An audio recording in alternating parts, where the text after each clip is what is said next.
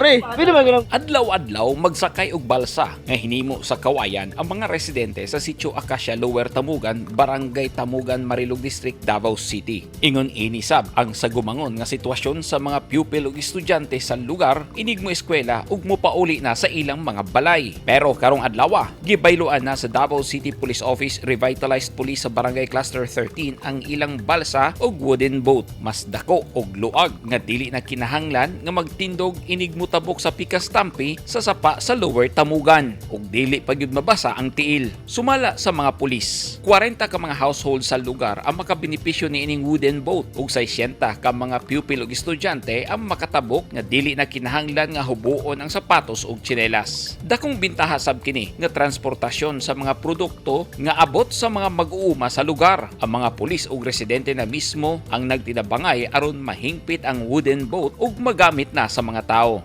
Dako ang pasalamat sa mga tao ngadto sa RPSB sa lugar nga nakabase sa Barangay Hall sa Tamugan. Kay mas nakahatag pa kini kanila ug mas hapsay nga huna-huna inig mutabok sa sapa.